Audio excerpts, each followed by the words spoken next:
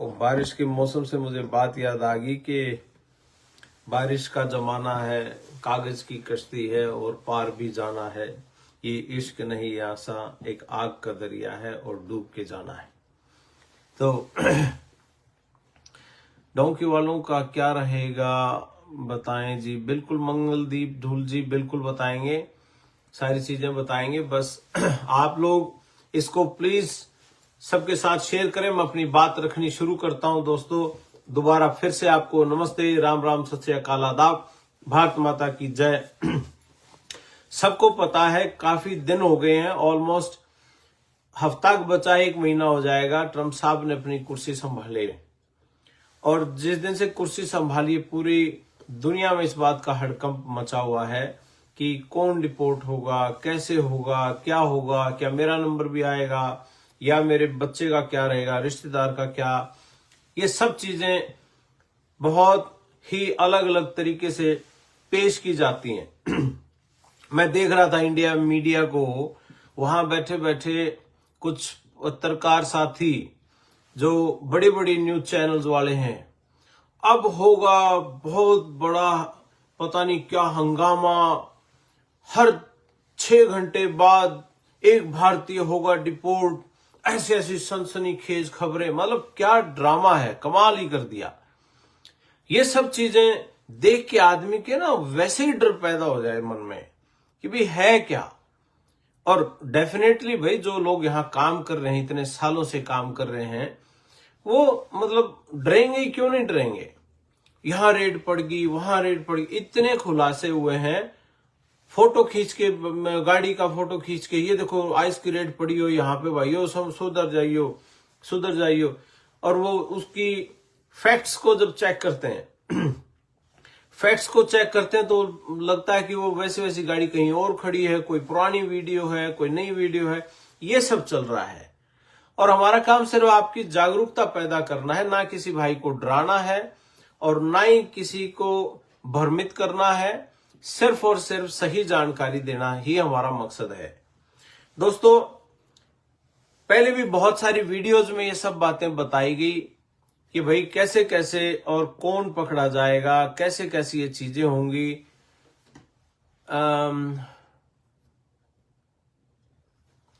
एक भाई कह रहे हैं कि जी परसों 15 तारीख को फिर इंडिया के लड़के डिपोर्ट हो रहे हैं अमृतसर में, क्या ये न्यूज सही है?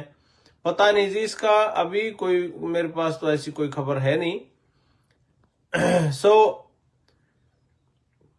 हाँ जी, कहने का मतलब ये है कि भाई कौन कैसे डिपोर्ट, आप क्वेश्चन पूछ सकते हैं इसमें, अगर पूछना चाहें तो मैं आपकी बातों का जवाब दे दूंगा।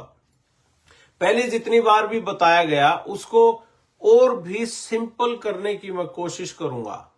और कहोगे तो इसको मैं हरियाणवी में, पंजाबी में, अंग्रेजी में, हिंदी में, जो सी भाषा में कहोगे आप, मैं उस भाषा में समझाने की कोशिश करूंगा। तो दोस्तों 4 लेवल हैं डिपोर्टेशन के कि ये लोग अगर उस कैटेगरी में आप हो तो फिर पंगा है। पहला लेवल तो है कि जिन्होंने क्राइम कर रखा है, क्रिमिनल्स हैं, लिखित में क्रिमिनल हो गए वो लोग, जिन्होंने कोई रेप, मर्डर या कोई और बड़ा घोटाला, रोबरी, मतलब इस लेवल के बड़े क्राइम कर रखे हैं, जिस क्राइम से यहां का नागरिक सेफ ना हो। एक तो वो तो पहले ही।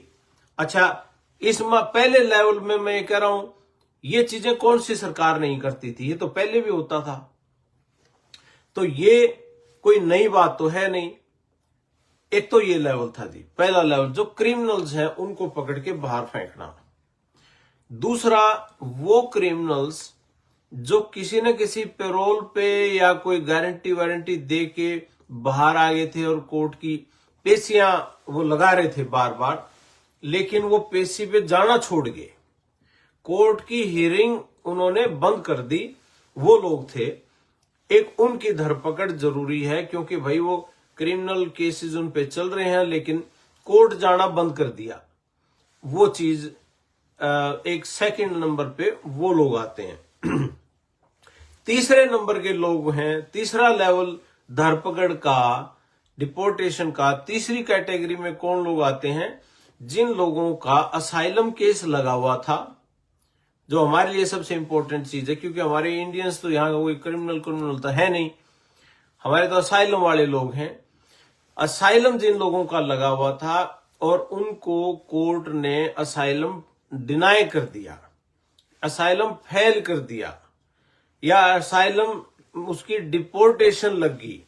अब किसी भी तरीके से आप इसको समझ लीजिए, जिनकी असाइलम का केस लगा हुआ था और उनको कोर्ट ने सुनवाई कर ली, सुनवाई करने के बाद कोर्ट ने उस बात पे विश्वास नहीं किया और उसको कहा जी आप वापस जाइए, हम आपको डिपोर्ट कर रहे हैं।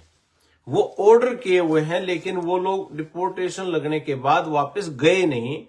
उन लोगों की, वो लोग भी इसमें शामिल हैं।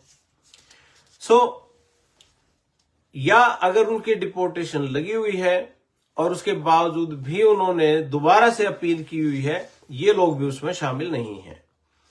जो बिल्कुल ही आप ये समझ लो कि मतलब डिपोर्टेशन लग गई और उसके बाद वो गायब भी हो गए कि भाई जब पकड़े जाएंगे देखी जाएगी, तब तक अपना काम कुम करते रहो, पैसे वैसे कमाते रहो। वो लोग, एक भाई पूछ रहे हैं जो बच्चे कैंप में हैं भाई साहब जी उनके बारे में बताएं। जो कैंप में हैं अभी उनका केस असाइलम का नहीं लगा हुआ है, वो आइस के पास हैं, आइस उनकी सुनवाई करेंगी और अगर उनकी बात में दम हुआ, उनको इस बात पे लगा कि यस सीरियसली इसकी जान को वहां खतरा है, वापस जाते ये व्यक्ति के साथ कुछ भी हो सकता है, उस बात को लेके उसको सबूत देने पड़ेंगे, सारी चीजें करनी पड़ेंगी। अगर ऐसा हो जाता है तो फिर उसको ऐसा कोई खतरा नहीं है। ऐसा नहीं कि डिटेंशन सेंटर्स में जितने लोग पड़े हैं सबको ही बाहर फेंकेंगे, नहीं। कोई जेन्युइन भी होते हैं, किसी की सच में जान को खतरा है, कोई वैसे आया होता है तो वो उसको फिल्टर करेंगे, लेकिन ये है कि वो फैसला थोड़ा जल्दी करने की कोशिश कर सकते हैं उन भाइयों के लिए। तो तीसरा लेवल था असाइलम डिनाई वाला केस हो गया जी, क्योंकि वो तो पहले भी था लेकिन पकड़े नहीं जाते थे। अब इन्होंने इसको थोड़ा सा बहुत फास्ट कर दिया है, ये फर्क है। चौथा लेवल जो है वो है कि जिन लोगों ने कभी अमेरिका में आके कभी अप्लाई ही नहीं किया असाइलम, या कोई और केस उन्होंने कभी अप्लाई ही नहीं किया और वो अनडिटेक्टेड ऐसे ही घूम रहे हैं। अब ये लोग कहते हैं कि जो जनसंख्या तो मान लिया हो 50 करोड़ और लोग घूम रहे हैं 60 करोड़, भाई या तो पासपोर्ट बन रहे होंगे इनके, या एड्रेस होगा कहीं रजिस्टर, बैंक खाते कहीं खुले होंगे। भाई इतने लोग अगर घूम रहे हैं तो ये एक्स्ट्रा 10 करोड़ कहां से आए? जो एक्स्ट्रा वाले केसेस हैं या तो वो फाइल ही नहीं हुए कभी इतने लोगों का यहां प्रेजेंस तो 10 करोड़ फालतू हैं, लेकिन ये कहीं दिख नहीं रहे, ना इनका कोई केस लगा हुआ। तो चौथी कैटेगरी उन लोगों की है जिन्होंने कभी केस ही नहीं लगाए। फॉर एग्जाम्पल, कोई टूरिस्ट वीजा पे आ गया, कोई स्टडी वीजा पे आ गया और उसके बाद वो उसको लगा कि मैं तो यहीं रहूंगा, मैं वापस जाता ही नहीं। अगर वापस नहीं जा रहे आप और केस भी नहीं लगाया, हो सकता है कई बार वकीलों की फीस बहुत महंगी होती है, 10-15 हजार डॉलर देने को ना हो, आदमी सोचे यार पैसे तो है नहीं, वो फिर क्या होगा उसका, तो उसने केस ही नहीं लगाया। तो इस तरीके से जो चल रही हैं चीजें, तो उसको लेके भी ये मानना है कि भाई उसकी धरपकड़ भी होगी, क्योंकि उसका केस कभी लगा ही नहीं, या केस लगा हुआ है तो उसके पास रिसीट होगी उसकी, जो कोर्ट से आती है आपको कि भी केस अप्लाई हो गया, उसको एलियन नंबर मिल गया होगा। मैटर ही नहीं करता आपको वर्क परमिट मिला है नहीं मिला है, उसकी बात छोड़िए, सिंपल बात है केस अप्लाई ही नहीं हुआ। तो ये 4 लेवल जो मैंने आपको बताए हैं, कुछ भाई बाद में जुड़े हैं, मैं उनके लिए एक बार रिपीट कर देता हूं। नंबर 1 कैटेगरी है जिनके ऊपर बहुत सीरियस क्रिमिनल चार्जेस हैं, वो लोग हैं, उनको करेंगे बाहर। दूसरा, जिन लोगों के ऊपर क्रिमिनल चार्जेस थे लेकिन पेरोल पे बाहर थे, कोर्ट में डेट मिस कर गए और कोर्ट में कभी गए ही नहीं, वो लोग हैं दूसरे नंबर पे। तीसरे नंबर पे वो लोग थे जिनके असाइलम के केस डिनाई हो गए, फेल हो गए या डिपोर्टेशन लगी, तो ये तीसरे लेवल की कैटेगरी है। लेकिन ये डिपोर्टेशन जो उनको लगी है, जिनकी कोर्ट में सुनवाई पूरी होली, जिनकी फाइनल हियरिंग आली, उनके कोर्ट ने केस पास नहीं किए, ये वो लोग हैं। और तीसरा जो चौथा लेवल वो है जिन लोगों ने कभी अप्लाई ही नहीं किया और यहां पे इलीगल हो गए। असल इलीगल तो वो है, असल माना जाए तो असल इलीगल तो वो है जिनका कोई भी स्टेटस नहीं है, ना अप्लाई किया, लेकिन यहां रह रहे हैं और चुपचाप अपना कहीं ना कहीं से काम कर रहे हैं, कुछ कर रहे हैं, लेकिन वो कंप्लीटली अनडॉक्यूमेंटेड हैं, जिनका कहीं कोई जिक्र नहीं, ना खातों में जिक्र, ना कहीं बैंक में जिक्र, ना कहीं इमिग्रेशन में उनकी कहीं कोई फाइल लगी हुई है, कहीं कुछ भी नहीं लगा हुआ, तो वो है। और उनके साथ साथ कुछ लोग ऐसे भी होंगे जिनके पास रिसीट है, एलियन नंबर आया हुआ है, केस लगा हुआ कोर्ट में, लेकिन गलतियां करते हैं, शराब पी के गाड़ी चला ली, तो फिर वो भी उसी कैटेगरी में आ जाएंगे, क्राइम की में। कुछ लोग ये भी करते हैं कि छोटे शहर हैं, छोटे शहरों में वो गाड़ियां चलाते हैं और ये सोच के कि चलो ये अगली गली में तो जाना, यहां कौन सी पुलिस है, बिना ड्राइवर लाइसेंस के गाड़ी चलाना। और इस बात पे मैं ये जरूर कहूंगा, कई हमारे भाई भी, कई हमारे भारतीय भी इस चीज में शामिल हैं। कई बार ये बात सुनने को आती है कि भाई कोई नहीं, यहां तक तो जा रहे हैं यार, सारी जिंदगी गाड़ी चलाई है। और एक यहां भ्रांति ये फैलाई जाती है आपस में, अगर कानून ना तोड़ो गाड़ी चलाते हुए तो कोई चेक नहीं करता। कईयों का लाइसेंस कैंसिल हो गया, ड्राइवर लाइसेंस कैंसिल हो गया, फिर भी गाड़ी चला रहे हैं। और आपस में ये बात करते हैं कि भाई अगर गाड़ी चला रहे हो, आपने अगर कोई कानून नहीं तोड़ा गाड़ी चलाते हो, जैसे रेड लाइट क्रॉस नहीं करी, या आपने ओवर स्पीडिंग नहीं करी, गाड़ी तेज नहीं दौड़ाई, आप अपनी स्पीड लिमिट में चल रहे हो, आपने कोई भी कानून अगर नहीं तोड़ा, तो आप सेफ हो, आप गाड़ी चला सकते हो। ये कहीं नहीं लिखा और ये बिल्कुल बुलशिट है, बहुत ही गलत बात है। आपको बिल्कुल भी गाड़ी नहीं चलानी चाहिए अगर ड्राइवर लाइसेंस नहीं है तो। ये बात आप लिख लेना, अगर ऐसा कोई बच्चा पकड़ा गया, चाहे आपके पास कितना ही बढ़िया डॉक्यूमेंट हो, आपका केस पेंडिंग हो, आपका केस चल रहा हो, वो इसी कैटेगरी में, चौथी कैटेगरी में वो रखे गए हैं, वो डेफिनेटली इस पे जाएंगे, वो डेफिनेटली इस चीज के ऊपर उसका संज्ञान लिया जाएगा कि भाई क्यों गाड़ी चला रहा था, इलीगल इमिग्रेंट है और गाड़ी बिना लाइसेंस के चला रहा था। इसका मतलब वो ये समझते हैं कि आप किसी के अंदर भी गाड़ी ठोक सकते हो, आप एक्सपर्ट ड्राइवर नहीं हो, एक्सपर्ट ड्राइवर होते तो आपके पास लाइसेंस होता, वो ये मानते हैं। और जब तक भाई चल रही है, कोई चीज चल रही है, 1 मिनट के लिए सोच के देखना, बिना लाइसेंस के आप गाड़ी चला रहे हो और गलती से कोई बच्चा, कोई बुजुर्ग, कोई डायरेक्शन दूसरे देश से आके नए देश में आप गाड़ी चला रहे हो जहां पे उल्टे साइड स्टीयरिंग है, और गलती हो जाए डायरेक्शन की, कि ऐसी गाड़ी इस तरफ घुसा ली जहां पे आगे से भी ट्रैफिक आ रहा हो, गलत तरीके से आ रहा हो, तो और किसी के लग जाए वो गाड़ी या कोई मर जाए, तो ये सीधा सीधा मर्डर है, मैनस्लॉटर केस लगता है और अंदर जेल में सारी जिंदगी भी बाहर नहीं निकलता आदमी। तो ऐसे ऐसे सीरियस चीजें हैं। और वैसे भी पकड़ा जाए भी ओवर स्पीडिंग है और या कुछ है, तो इस चीज से हमें बचने की बहुत जरूरत है।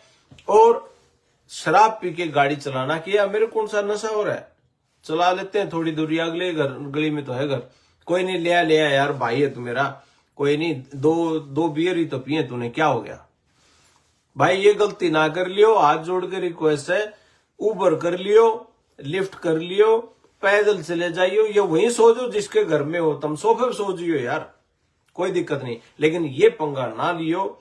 क्योंकि कई बार ना जब उल्टे लग गया करें किसी के, तो ऊंट पे बैठे न कुत्ता पाड़ दिया करे, या कहावत तो सुनी होगी ना सबने, ऊंट पे बैठे न कुत्ता इसीलिए पाड़ा, बोले यार सारा सिस्टम ठीक चल रहा था, एक छोटी ही गलती ने सारी जिंदगी तबाह कर दी।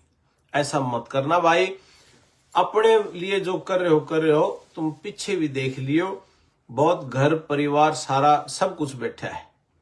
तो ये चीजें मतलब मैं जरूर कहना चाहूंगा, ये जरूर करें। अब आती है पांचवी बात, और वो पांचवी बात है बर्थ राइट सिटीजनशिप की, कि भाई जी इंडिया वाला ड्राइवर लाइसेंस भी चलता है क्या? ड्राइवर लाइसेंस जी, इंटरनेशनल ड्राइवर लाइसेंस अगर आप ले आओ तो उसकी म्याद 6 महीने होती है। पहले 1 साल होती थी, अब 6 महीने है उसकी म्याद, और उसके अंदर अंदर आपको यहां का ड्राइवर लाइसेंस लेना होता, तो आप ले सकते हो। हाँ जी, पांचवी बात जो मैं बात कर रहा था, जो सबसे ज्यादा जरूरी है, वो है बर्थ राइट सिटीजनशिप की।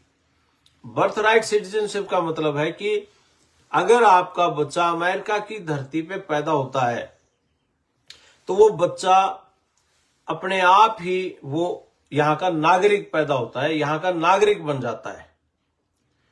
2 साल वाला कानून क्या है जी? हाँ जी, ये 2 साल वाला भी मैं बताता हूं, एक बार ये बात पूरी कर लूं मैं। तो ये चीज कि बच्चा यहां पैदा हो, वो अपने आप यहां का सिटीजन बन जाता है, ये शुरू से ही होती आई ये चीज।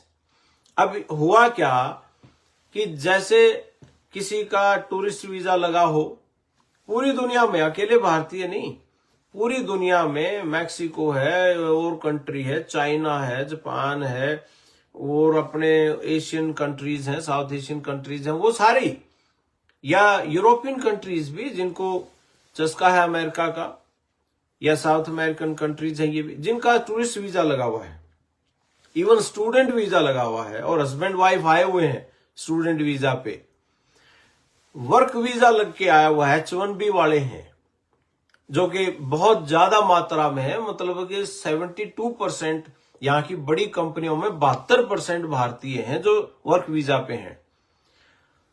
तो वो अपने बच्चों के साथ, अपनी वाइफ के साथ आए हुए हैं, और जो टूरिस्ट वीजा वाले वो लोग भी हैं, और वो कई बार ये प्लान करते हैं कि भाई 6 महीने की एंट्री मिलेगी, और अभी 6वां महीना चल रहा है, तो जाके 3 महीने बाद डिलीवरी कर देंगे। और ये प्री प्लान होता है कई बार, और कई बार यहां के प्लान बन जाता है कि बच्चा सिटीजन हो जाए, और जब बच्चा 21 साल का होगा तो ये बच्चा हमारा ग्रीन कार्ड अप्लाई कर देगा, तब तक केस चलता रहेगा, चले तो हमें कोई निकालेगा नहीं, क्योंकि निकालेंगे तो कहेंगे जी बच्चे की देखरेख कौन करेगा, क्योंकि ये तो अमेरिका का सिटीजन है। तो इस सिस्टम के साथ वो प्ले होता था, तो उसको लेके ट्रंप साहब ने ये बात कह दी कि भाई जन्म के थ्रू अगर सिटीजनशिप है तो वो उसको हम रद्द करते हैं, वो हम करते नहीं। अब जैसे सबको पता लगा कि आते ये कानून बनेगा, बहुत से लोगों ने ये कहा कि भाई उसके आने से पहले डिलीवरी कर लो।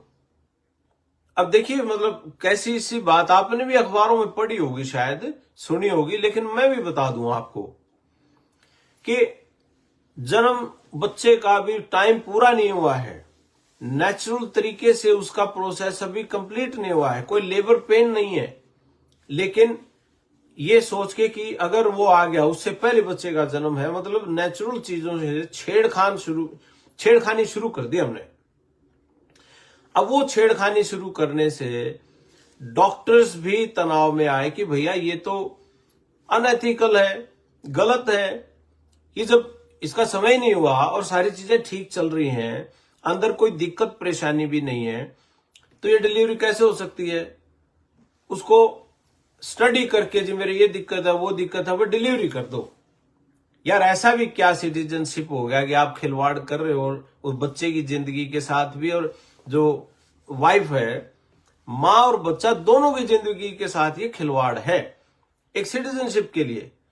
सिटीजनशिप तो तब होगी जब ये बच्चा सुरक्षित होगा या मां सुरक्षित होगी। अब इसकी कॉम्प्लिकेशन भी आदमी ने पढ़ लेनी चाहिए। अगर भाई 40 हफ्ते से पहले तो वो करते नहीं, अगर जब तक कोई मेडिकल इमरजेंसी ना हो जाए कि जी अंदर कोई प्रॉब्लम होगी, इन्फेक्शन हो गया, कुछ और हो गया, कोई बच्चे में खास एक्टिविटी नोट कर रहे हैं डॉक्टर, और मेडिकल इमरजेंसी हो, कहते जी करना पड़ेगा, फिर तो सिटीजनशिप हो ना हो सरकार किसी की, उससे तो कोई लेना देना ही नहीं, वो तो करते ही हैं।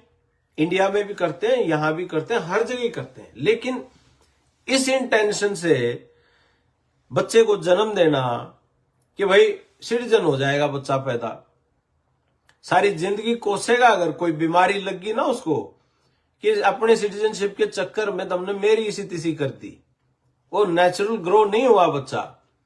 और ये रिसर्च भी कहती है, साइंस भी कहती है कि अगर ऐसी तरीके से होती है चीजें तो उसको जो ब्रीदिंग की प्रॉब्लम है, बच्चे को सांस की दिक्कत हो सकती है बड़ी भारी, सांस लेने में उसको तकलीफ हो सकती है जब बच्चा पैदा होता है, और मदर को एक्स्ट्रा ब्लीडिंग के तरीके से बहुत भारी नुकसान हो सकता है, क्योंकि ना तो बॉडी तैयार है जन्म देने के लिए, ना ही बच्चा रेडी बाहर आने के लिए।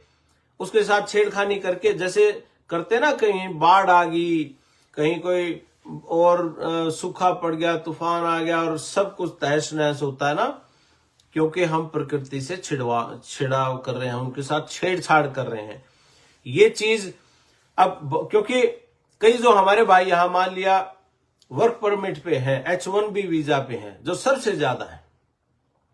H1B पे जो वीजा, सॉरी ये मैं किसी का मैसेज, H1B वीजा पे जो बच्चे आए हुए हैं और भाई हमारे काम कर रहे हैं, 10 साल हो गए, अभी ग्रीन कार्ड की वेट कर रहे हैं, और 10 साल भाई नेचुरल सी बात है, अगर हस्बैंड वाइफ होने, फैमिली प्लानिंग भी करनी है, बच्चे को भी जन्म देना है, वो देन नेचुरल तरीके से। और लेकिन अब ये जो नया आ गया सिस्टम कि भाई जब अगर अमेरिका में हो तो सिटीजनशिप नहीं देंगे, इसको कोर्ट ने चैलेंज कर दिया, इसके ऊपर लॉ सूट हो गए, इसके ऊपर बहुत सी चीजों को, कई जजेज ने इसको कोर्ट ऑर्डर को ब्लॉक कर दिया कि भाई नहीं।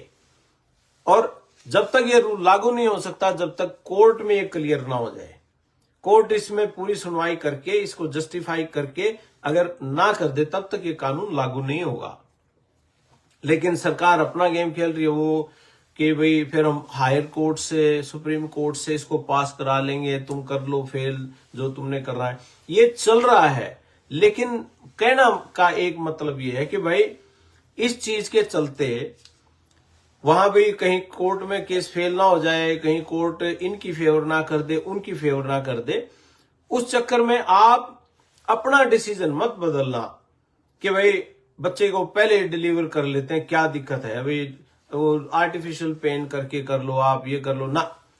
नेचुरल तरीके से जो चीजें होनी है उसी का स्वागत कीजिए, वही होना चाहिए।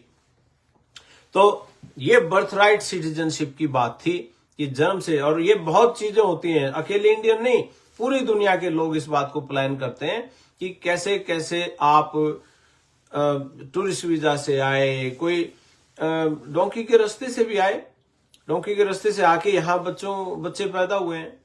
तो ये सब चीजें एक ये इसको आप शेयर करना जरूर से भी जरूर, इंपॉर्टेंट इंफॉर्मेशन है। पूरा दिन मैं अपनी काम करूंगा, पेशेंट भी देखने हैं और भी काम करने, तो बहुत लोगों के मैं फोन नहीं उठा पाता, फिर उनके मैसेज आते हैं, भाई साहब 5 बार फोन कर लिया, फोन नहीं उठा रहे, 3 दिन से लगाओ मैं फोन नहीं उठा रहे। और आप सब समझते हैं, मैं आपको सोशल मीडिया के माध्यम से उन सभी भाइयों से भी माफी मांगता हूं कि मैं सबके फोन नहीं उठा पाता। तो भाई बुरा ना मानिए, क्योंकि मैं भी काम करूं हूं, मैं भी दिहाड़ीदार मजदूर हूं, थारा ही डाल सारे भाई करे, मैं भी करूं हूं, मैंने भी घर पालना भाई, बच्चे पालने हैं। तो इस तरीके से आप सभी इसको शेयर करना ज्यादा से ज्यादा, ताकि हर व्यक्ति तक सही इंफॉर्मेशन पहुंच जाए। भाइयों ये बड़ा मैटर है, इसको सुलझाने के लिए मोदी जी ही हल निकालेंगे। आज देखो जी, मोदी जी आए हुए हैं, क्या करके जाएंगे वो पता लग जाएगा। मीडिया बिल्कुल ऑब्जर्व कर रही है, वो रुके हुए हैं यहाँ उनके घर के बिल्कुल पास में ही, तो क्या बैठकें होती। एक बात तो सही है, मैं आपको बता दूं, जो फील हो रहा है यहाँ पे, आने वाला समय अमेरिका में भारतीयों का ही है, ये तो मुझे कंफर्म है। और कंफर्म इस करके है क्योंकि जो डायनामिक्स लग रहे हैं ना पूरी दुनिया के, उनके आज के हालातों के हिसाब से अमेरिका को इंडियन ही फिट बैठ रहा है। मुस्लिम कंट्रीज इनको फिट नहीं बैठ रही, चाइना इनको फिट नहीं बैठ रहा, और इंडिया सेकंड लार्जेस्ट नंबर पे इमिग्रेंट इंडिया के हैं अमेरिका के अंदर, दूसरे नंबर पे। पूरी दुनिया जितने लोग आए हुए हैं हम दूसरे नंबर पे हैं। स्टूडेंट वीजा में तो हम पहले नंबर पे हैं, बाकी के और वीजाज हैं उनमें हम दूसरे नंबर पे हैं। तो अब हमारा जो काम करने का तरीका, हम इनके साथ मिलके काम करने का तरीका डेफिनेटली इनको पसंद आता है, और इसी वजह से हमारे 72% लोग इनकी आईटी कंपनियों को और बड़ी बड़ी कंपनियों को संभाले बैठे हैं। कई सीईओ लेवल पे भी हमारे भाई बैठे हैं, सीनियर मैनेजरियल पोस्ट पे हमारे लोग बैठे हैं। हाँ जी, एक भाई कह रहे हैं जी 2 साल वाले कानून के बारे में जरूर बताना। हाँ, अब आता हूं मैं इस बात के ऊपर। 2 साल वाला कानून, अब देखिए अपने यहां तो बहुत आग की तरफ बात फैलती है। एक छोटी सी नेगेटिव न्यूज तो इतनी जल्दी फैलती है, पूछो ही ना। इस कानून का नाम में 2 साल वाला कानून काट दिया। 2 साल वाला क्या मामला है? वो भाई एक्सपीडाइट रिमूवल का है सिस्टम, और वो ये है कि इन्होंने केस बहुत ज्यादा इनके पास, हमें लगता है सिर्फ भारतीयों के हैं, भारतीयों के नहीं, हमारे से तो कई गुना ज्यादा केसेस इनके हैं जो ये साउथ अमेरिकन कंट्रीज हैं इनके, अल साल्वाडोर के, ग्वाटेमाला, मैक्सिको, हंडूरस, वेनेजुएला, इनके हैं कई कई लाख। हमारे तो कुछ भी नहीं है। गाड़ी चलाना बिना पेपर्स के क्या जुर्म है जी? आज के दिन तो अगर फंस गया तो जुर्म है जी, वो उसकी छुट्टी कर देंगे। ये आज के दिन नहीं बख्शा जाएगा। अगर असाइलम केस चल रहा है और बिना पेपर के गाड़ी चलाते पकड़े गए तो ये चौथी कैटेगरी में जो मैंने बोला है इस वीडियो में, आप सुन लेना। तो जी 2 साल वाला ये था कि भाई वो कहते हैं कि इतना ज्यादा लंबी लिस्टें लगी हुई हैं, इतने लंबे लंबे केसेस हैं और कोर्ट्स के पास समय नहीं है, कोर्ट हैंग होगी, क्योंकि वो कहते हैं ना सिस्टम हैंग हो गया।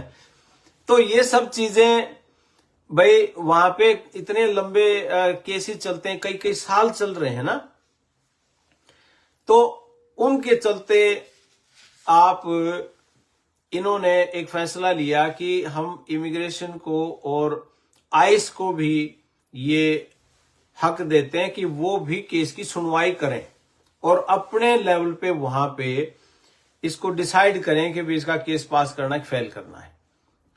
और जिनको 2 साल से कम समय हुआ यहां आए हुए, सिर्फ उनके केस कर सकते हैं वो, उनसे ज्यादा का जिनको पास समय हुआ वो नहीं। मान लिया कोई डिटेंशन सेंटर में है, अब वो कोर्ट तक नहीं जाएगा, कोर्ट के जज के पास नहीं जाएगा, ये बात है।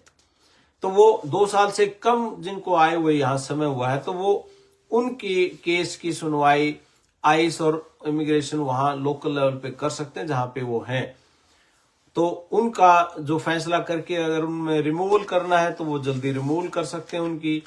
तो ये बात है। दूसरी बात मैं ये कहूंगा, बजाय कि मैं आपको बताऊं, मैं कोई वकील तो हूं नहीं, मैं भी किसी सोर्स से पढ़ के ज्ञान लेके वहां से फिर मैं आप लोगों तक बात करता हूं कि भाई कोई गलत इंफॉर्मेशन ना दी जाए। मैं उसके लिए मुझे पढ़ना पड़ता है, इनके लीगल डॉक्यूमेंट्स पढ़ने पड़ते हैं या किसी वकील साथी से बात करनी पड़ती है।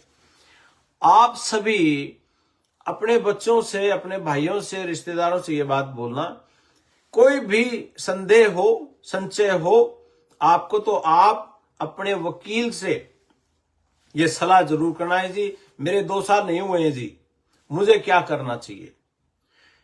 हो सकता है वो कह दीजिए आप घर बैठो और अपना ज्यादा इधर उधर घूमो ना, और 2 साल आपके अगले महीने पूरे हो रहे हैं तो फिर आप उस ब्रैकेट से बाहर आ गए, या कोई और सलाह आपको वकील दे दे, या आप उसमें आते भी हो कि नहीं, इस बात की सलाह भी वकील दे देगा। तो ये सारी की सारी चीजें आप अपने वकील से लीजिए, ताकि वो लीगल सलाह है, वो कानूनी सलाह है। वो ये भी बता देंगे अगर किसी का इमिग्रेशन या आइस के सामने आमना सामना ही हो गया तो क्या करना चाहिए। भाई इस बारे में मैं आपको कल बताता हूं। इस बारे में आके अगर इतने सारी चीजों के बावजूद भी अगर आपका आइस आपके सामने फिर भी आ जाए तो आपको क्या करना चाहिए, इसके बारे में डिटेल में चर्चा करेंगे, क्योंकि छोटा विषय नहीं है। आपकी तैयारियां क्या होनी चाहिए, क्या डॉक्यूमेंट्स पास होने चाहिए, और जिनके डिपोर्टेशन लगी हुई है और उनको पता है मुझे कभी भी पकड़ा जा सकता है, लेकिन डिपोर्टेशन उनकी लगी, जब केस फेल हुए तो भाई 4 साल हो सकता है कोर्ट में केस चलाओ, और उन 4 सालों में उस भाई का बिजनेस भी अच्छा चल रहा हो। अब डिपोर्टेशन लगी, उसको पकड़ के कभी भी बाहर कर देंगे, और उसने वहां घर खरीद रखा हो, उसने बैंक में अच्छे पैसे पड़े हो, पैसा इधर उधर इन्वेस्ट कर रखा हो, तो उसका क्या होगा जी? मान लिया आज पकड़ा और पकड़ के चढ़ा दिया अमृतसर वाली में, तो फिर उसका क्या बनेगा? तो उसका घर यहां है, गाड़ी है, ये सब चीजें, उसका क्या बनेगा? तो ऐसी चीजों पे चर्चा करेंगे अपन कल कि भाई क्या होना चाहिए और किस चीज के लिए आप लोगों को तैयार रहना चाहिए, खास तौर पे उनको जिनकी असाइलम की एप्लीकेशन डिनाई हो चुकी है, डिपोर्टेशन लग चुकी है, उन लोगों के लिए। अब बीच बीच में ये कुछ मैसेजेस आ रहे थे कि भाई सर केस कैलिफोर्निया में है और काम न्यूयॉर्क में कर सकते हैं क्या? देखो भाई, काम तो वैसे कहीं कर सकते हो, कोई रिस्ट्रिक्शंस नहीं होती हैं, लेकिन आजकल के माहौल के हिसाब से कोई ऐसा ना हो भाई कोई बहाना ढूंढ रहा हो, कोई आदमी वैसे चिढ़ता हो विदेशियों से, तो इस चक्कर में वकील भी यही सलाह दे रहे हैं कि भाई जहां केस लगाओ वहीं रहो, आप वहीं काम कर लो, जब माहौल ठीक हो जाएगा तो ठीक हो जाएगा। और एक और मैं बता, जो मुझे लगता है, मेरे पर्सनल विचार हैं, गलत भी हो सकते हैं, ये 2-4 महीने 6 महीने का मामला मन लगे भाई, उसके बाद तो चीजें नॉर्मल हो ही जाती हैं, इतना लंबा सिस्टम सा लगता नहीं। मैं 1-2 कमेंट और ऊपर थे, वो भी मैं पढ़ लूं एक बार। कोई पूछ रहा था पढ़ाई में गैप है तो स्टडी वीजा लग सकता है? बिल्कुल लग सकता है जी। सुभाष डूडी जी पूछ रहे हैं, बिल्कुल लग सकता है। जो हमारे बच्चे गए हुए 8-8 साल का गैप था जिनका, वो बच्चे भी गए हुए हैं। पिछले जब से ये ट्रंप की सरकार आई 20 जनवरी से लेके अब तक 4 नए वीजा भी लगे हैं, ऐसा कुछ नहीं है। ये जो चीजें चल रही हैं सब नॉर्मल ही हैं, पहले भी होती थी और अब भी हो रही हैं। और अब 4 वीजा लगे भी हैं जिस दिन से ये इनकी सरकार है, उसके बाद स्टूडेंट वीजा भी लगे हैं, टूरिस्ट वीजा भी लगे हैं। और जी पढ़ाई में गैप का स्टडी वीजा बिल्कुल लगे हैं जी, पहले भी। लोहान जी, आपको नहीं लगता कि बड़े भाई साहब को चुनाव नहीं लड़ना चाहिए था? ये तो भाई साहब सही पूछियो जी नरेश जी, मैं तो इस पे क्या बोलूं। और हर व्यक्ति को हक है, क्यों ना लड़े, आपको भी लड़ना चाहिए, सबको लड़ना चाहिए। चुनाव तो हर व्यक्ति की एक जिम्मेदारी होती है, लड़ना चाहिए। अगर देश को, समाज को कोई अच्छी चीज देना चाहता हो व्यक्ति तो देनी चाहिए। उनके लिए गलत है अगर मन में ये भाव हो ना कि भाई इलेक्शन लड़कर रुपये कमाने हैं, करप्शन करना है, उनको नहीं लड़ना चाहिए और लोगों को लड़वाना भी नहीं चाहिए और ना ही साथ लगना चाहिए।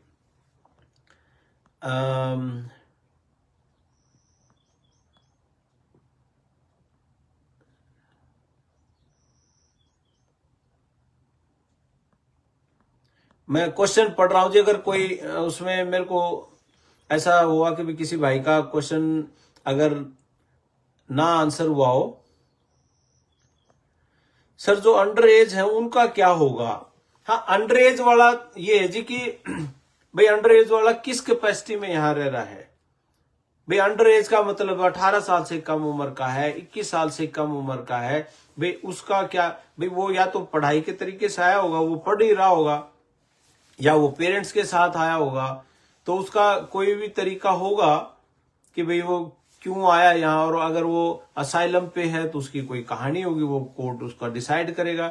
लेकिन अक्सर जो माइनर होते हैं, जो छोटे बच्चे होते हैं, उनकी कोर्ट की डेट भी जल्दी आती है। तो अब मुझे नहीं पता वो किस उसमें है, और अगर पढ़ाई के तरीके से आया तो मैं पक्का कहूंगा हर बच्चा पढ़ाई के तरीके से जो है, भाई पढ़ाई ना छोड़ियो।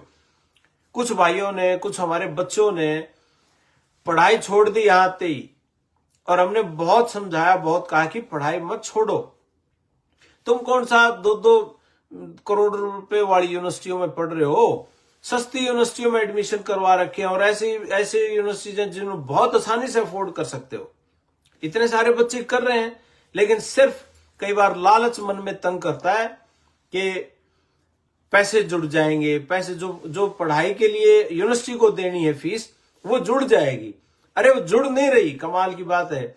और मैं माँ बाप को भी ये बात कहता हूं, अपने बच्चों के हाथों से किताबें मत छीनिए, ये पाप है। आपने बच्चे को भेजा, मैं हमेशा ये कह के भेजता हूं, 1 सेमेस्टर की फीस और 6 महीने का किराया देके भेज दो, और ये कर्जा भी हो जाए पढ़ाई करते करते तो कोई बात नहीं है। पढ़ा लिखा व्यक्ति कर्जा नहीं छोड़ता, और 200%, और इन देशों में, और कर्जे की चिंता, क्या बात कर रहे हो आप। जो बच्चे पढ़ाई करने के लिए आए हुए हैं, मैं उनसे रिक्वेस्ट करता हूं वो डेफिनेटली अपनी पढ़ाई पूरी करें। भविष्य आपका है, तभी आप बड़ा कुछ कर पाएंगे। पढ़ाई, पेरेंट्स भी कई बार कह देते हैं ठीक है बेटा लगा ले असाइलम, के करेगा, पढ़ के पीछे कमांड तो गया है। अरे हद होगी। ये पैसे, पढ़ा लिखा व्यक्ति आगे चल के, मैं कहता हूं दिहाड़ी मजदूरी भी कर लेगा। एक पढ़ा लिखा व्यक्ति अगर डिग्री पूरी करके ट्रक चलाएगा तो अलग ढंग से चलाएगा, और चाय की रेडी लगाएगा अलग ढंग से लगाएगा, रेस्टोरेंट खोलेगा अलग ढंग से खोलेगा। उसको यहां मानसिक विकास जरूरी है, और मानसिक विकास पढ़ाई से आता है, स्टडी से आता है, शिक्षा से आता है। ये जरूरी है, आप इसको ना छुड़वाइए। मेरी कई पेरेंट्स से बहस भी हुई इस बारे में, क्यों पढ़ाई छुड़वाई, क्यों पहले बाप दादा पढ़ रहे, 7 पीढ़ी पढ़ रही, खेतों में काम किया, मजदूरी करी, दिहाड़ी करी, और अब बच्चे को भेज दिया। अरे वो पढ़ रहा था ठीक ठाक, उससे क्यों छीनी किताबें आपने, क्यों उसको उकसाया इस बात के लिए कि बेटा तू ये केस लगा ले, वो केस लगा। वो ठीक ठाक पढ़ रहा था। थोड़ा सा बड़ा होगा वो गालियां देगा आपको कि मैं पढ़ने आया था, मेरे को क्यों आपने छुड़वा दी किताबें। थोड़ी सी हिम्मत और कर लेते। और ये जरूरी है, मैं आपको बता रहा हूं, ये बच्चे जिस दिन पढ़ लिख के आगे निकलेंगे ना, कि खुद की फैक्ट्री कोई लगाएगा, खुद की कंपनियां खोलेंगे, या बड़ी कंपनीज में जॉब करेंगे, तो बहुत कुछ हो जाएगा।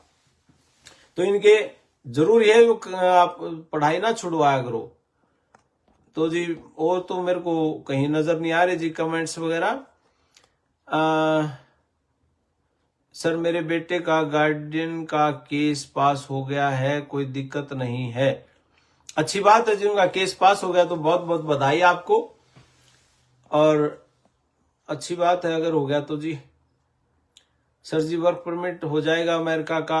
अमेरिका का डायरेक्ट वर्क परमिट नहीं होता जी, और होता है तो उनका वे जो कोई आईटी में कर रहे हैं, इंफॉर्मेशन टेक्नोलॉजी में मास्टर डिग्री, बैचलर डिग्री कर रखी है, या कोई कंप्यूटर साइंस का है, उनके होते हैं और वो अप्लाई करते हैं। अब 3 मार्च से लेके 24 मार्च तक H1B वीजा की एप्लीकेशन डलनी है इमिग्रेशन में, 3 मार्च से 24 मार्च तक। और इसमें 80,000 लोगों को अमेरिका हायर करके और अमेरिका भेज देगा। इनमें वो बच्चे भी हैं जो यहां से डिग्री पास करके अब उस लाइन में हैं, यहां से डिग्री पास करके जो अभी करेंगे वो भी इस लाइन में है, और जो इंडिया में बैठे हैं वो भी कर सकते हैं। एक अकेला यही है वर्क परमिट अमेरिका का, और नहीं है जी। होगा तो भैया हमारे ध्यान में नहीं, सीधी बात है, क्यों हमने तो जो पता हम वही बता सकते हैं। तो ये है जी। और दूसरी बात जो लोग कह रहे हैं पता नहीं भैया अमेरिका में अब आगे चल के क्या होगा क्या नहीं होगा, ऐसा नहीं है जी। 200% आपके हक में हवा चलेगी, आपकी फेवर में चलेगी, क्योंकि आपके बिना इनका काम नहीं चलना है। पढ़े लिखे लोग आ रहे हैं हमारे, इनकी कंपनियां संभाल रहे हैं, और बाकी सिस्टम बंद होने के बाद तो स्टडी वीजा, टूरिस्ट वीजा और ये जो H1B वाला मामला है ये हिट रहेगा आने वाले समय में, क्योंकि हमारे बच्चे पढ़ाई में तेज हैं और इनको पसंद भी आते हैं। और पिछले 2 सालों से सबसे ज्यादा स्टडी वीजा अपने बच्चों के लगे हैं, और उसका एक पुख्ता सबूत ये है, अभी पिछले 20 दिनों में 4 वीजा लगे हैं। ऐसी कोई सख्ती और मामला होता तो ये वीजा लगते भी ना। तो ऐसा कुछ नहीं, आप बिल्कुल निश्चिंत रहें। अपने बच्चों को बोलो +2 की जो पढ़ाई अभी कर रहे हैं जोर शोर से पढ़ाई करें और खींच के ले लें काम ने। वजीफा जो यहाँ स्कॉलरशिप मिलती है उस पर भी काम करेंगे, अपने बच्चों को स्कॉलरशिप मिले, बहुत जरूरी है। डॉक्टर साहब what is the advice for new students who intend to come to US, please inform. Karmveer ji ने सवाल पूछा है जी। कर्मवीर जी बिल्कुल यूएस रेडी है बच्चों को लेने के लिए, और मैं आपको बता दूं इतना प्रेशर है एम्बेसी के ऊपर, हमारी डिमांड पूरी नहीं कर पा रहे, तो उसके चलते इन्होंने नई एम्बेसी खोल दी ताकि जल्दी से केसेस निकल जाएं, इनका भार कम हो जाए। ये जैसे सप्लाई एंड डिमांड होती है ना, तो वो सप्लाई इतनी दे रहे हैं हम इनको, इनकी डिमांड पूरी नहीं हो रही है, तो इन्होंने नई एम्बेसी खोल दी। तो नई अभी बेंगलोर में खोली है, पिछले साल भी ये खोली थी। ये इतनी एम्बेसीज खोलने का मतलब तो यही है ना कि हमें ये लेना चाहते हैं। तो स्टूडेंट्स का तो भविष्य एक नंबर का है आने वाले समय में। और आप देख भी लोगे अगस्त का जो सेशन है, मैं उसके लिए कई बार पहले भी बोल चुका हूं, अगस्त में एडमिशन होंगे बच्चों के। एडमिशन तो अभी हो रहे हैं, non stop every day admission चल रहे हैं, लेकिन क्लासेस स्टार्ट होंगी अगस्त में और सितंबर में। अगस्त सितंबर में जो क्लासेस, उनके लिए दाखिले भी हो रहे हैं और उनके वीजा का प्रोसेस वो मई, जून, जुलाई, अगस्त, ये 4 महीने लगातार इंटरव्यू चलेंगे। और उस इंटरव्यू की तैयारी के लिए इस बार मैं भी अपने दल बल के साथ इंडिया में अपने बच्चों के सामने होऊंगा, आमने सामने बैठ के उनकी तैयारी करवाएंगे। और मुझे तो अच्छा लगता है जब गांव का बच्चा, किसान का, जमींदार का बच्चा, किसी छोटे मजदूर का या किसी दुकानदार का बच्चा मेरे सामने बैठता है और उसके चेहरे पे एक हल्की सी स्माइल होती है, सर मेरा लग जाएगा जी वीजा। मैं 13 लाख नहीं, क्यों नहीं यार। अरे तुम गरीब व्यक्ति कोई भी हो, वो राष्ट्र निर्माता होता है, किसी भी देश का हो। ये राष्ट्र निर्माता, हमारे बच्चे जाएंगे 200%, क्यों नहीं जाएंगे। और रिकॉर्ड बोल रहा है हमारा, रणबीर लोहान जी ने ये पौधा लगाया था और आदेश करे थे बड़े भाई साहब ने कि भाई चलो आगे निकलो और इन बच्चों के हाथ खींचो। पेट तो बोले, उनका कहना है हमेशा, बोला पेट तो सूर भर के भी सोवा अपना। तुम पढ़े लिखे लोग हो, थोड़ा सा हाथ पकड़ो इन बच्चों के, निकालो इनको बाहर। और ये चीजें नॉर्मल नहीं है। मैं तो कई बार कह देता हूं, आपने तो मेरा काम छुटवा दिया जो मैं कर रहा हूं। बोले कोई नहीं, रोटी तो खाता होगा, रोटी चाहिए अपन, और कुछ नहीं चाहिए। तो ये चीजें हैं जी, आप बिल्कुल बच्चों को पूरी मोटिवेशन दें। जो बच्चे +2 में पढ़ रहे हैं और जो बच्चे ग्रेजुएशन अभी कर रहे हैं, उनको के अच्छे नंबर ले आओ, अच्छी यूनिवर्सिटियों में दाखिला हो, साथ साथ आईलेट्स और पीटी की तैयारी कर लें और फिर चढ़ जाओ जहाज में। अगस्त में अमेरिका में मिलते हैं और मैं भी इंडिया में होऊंगा, तब तक तो इकट्ठे ही आएंगे वहां से, एक जहाज में बैठ के। इस बार भी मैं आया था, मेरे जहाज में मेरे ख्याल 3-4 बच्चे अपने ही थे, तो मैं यूं एक लाइन में बैठे, हाँ तू के खाओगा, तू के खाओगा। मजा भी आता है।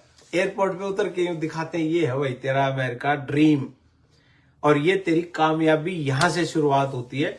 तो ये है जी। आप कभी फोंटाना की तरफ, हाँ जरूर मोनू, जरूर आएंगे भाई, 200% आऊंगा जिस दिन मिलेंगे आप। और जी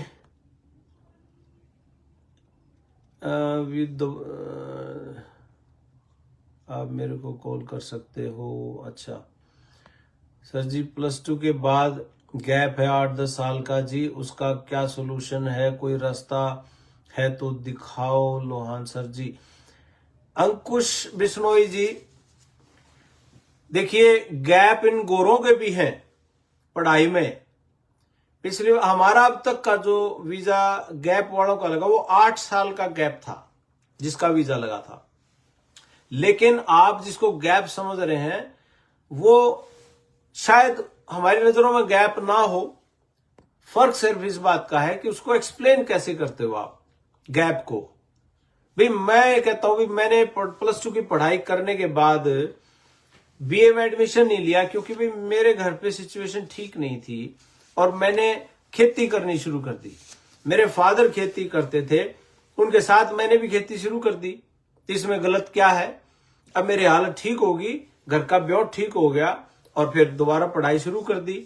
उसका एक पूरा लंबा चौड़ा लेटर लिखेंगे यूनिवर्सिटी को कि ये गैप को एक्सेप्ट करे, और उसकी पूरी एक्सप्लेनेशन देंगी। और यूनिवर्सिटी इंटरव्यू कर लेगी तो इंटरव्यू करवा देंगे, और हमारा इंटरव्यू करेगी, आपने क्यों सिलेक्ट किया है बच्चा, हम देंगे जवाब। चिंता करने की जरूरत नहीं।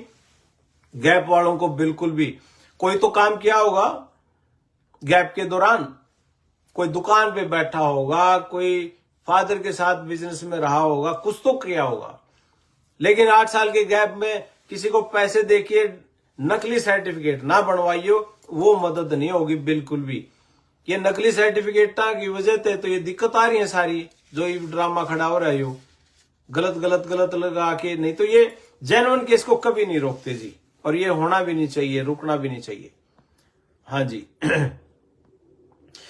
सर जी contact number please. Contact number है जी 98-123-15-615, 98-123-15-615, और इस पे लिख भी देंगे अगर किसी को कांटेक्ट करना तो आप कर सकते हो। आपका लोकल नंबर है, इंडिया का नंबर है, आप खुल के इस पे सर्विस वो बात कर सकते हो। I will have a meeting with you sir on your return to Chandigarh office. बिल्कुल जी, जी सदके। और एक मैं कई बार होली ये रिक्वेस्ट में एक भाई पंजाबी में आके एक बार ये सारी बातें फिर से बताऊंगा, क्योंकि हमारे पंजाब वाले भाइयों की कई बार फोन आ है जी, आधी बातें हमें समझ आती हैं क्योंकि आप हरियाणवी में बोलते हो, हिंदी तक भी हम समझ लेते हैं, लेकिन हरियाणवी कई बार ज्यादा हो जाती है तो हमें समझ नहीं आता। तो ये रिक्वेस्ट है जी एक बार पंजाबी में भी आप हमें ये बात बताएं, ताकि उनके भी भाई, वो भी अपने भाई हैं पंजाबी, ये भी मैं आपको किसी दिन कल या परसों का दिन रख के उनको पंजाबी में भी ये बात बताऊंगा, ताकि पंजाब के भाइयों को भी ये इस बात की सही जानकारी हो। क्योंकि छोटे लेवल पे तो बहुत कुछ चल रहा है, वहां फोटो खींच के भेज दिए, कर दिया, वो कर दिया। भ्रांतियों से बिल्कुल बचें जी हम।